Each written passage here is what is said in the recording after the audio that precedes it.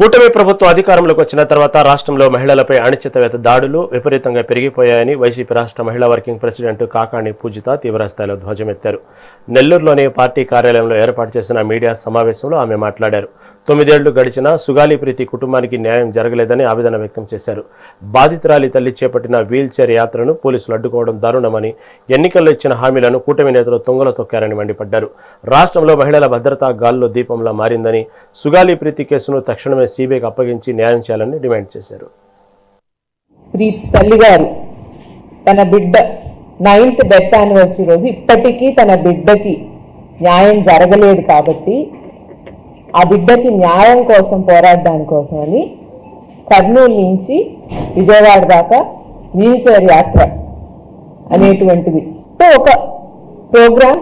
దేనికోసము మాకు ఇట్లా అన్యాయం జరిగింది, మాకు న్యాయం కావాలి అని చెప్పి. ఆ బిడ్డకు అన్యాయం జరిగిందని మీరు చెప్తున్నారు.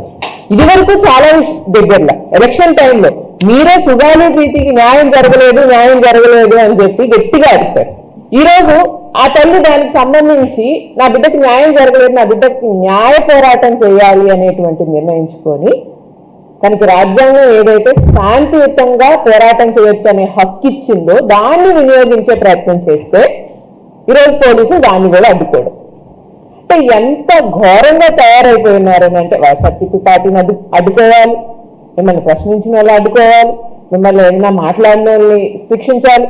చివరికి ఒక తల్లి అంత వేదన అనుభవిస్తే ఇన్ని సంవత్సరాల నుంచి ఆ తల్లి పవన్ కళ్యాణ్ మెయిన్ ఎజెండానే ఏముంది ఎలక్షన్ మొత్తం? సుగాలి ప్రీతికి న్యాయం జరగలేదు, మేము న్యాయం చెయ్యాలి అని చెప్పి వచ్చాక ఆమె తల్లిని కనీసం కలిసినటువంటి పరిస్థితి కూడా లేదు. ఈ రోజు చూస్తే ఆమెనే దౌర్జన్యంగా దుర్మార్గంగా ఆపి ఆమె వెళ్ళాలనుకుంది. కనీసం 80 మీటర్లు వెళ్ళాలని అంటే అష్ట కష్టాలు పడి వెళ్తే పోలీసులు వచ్చి ఆపేసి దౌర్జన్యం చేసి ఒక్క రీజన్ చెప్పండి మీరు ఎందుకని ఆ వీల్ చైర్ యాత్ర ఆపాల్సి వచ్చింది? మీకేం ఇబ్బంది? సుగాలి ప్రీతి తల్లి గారు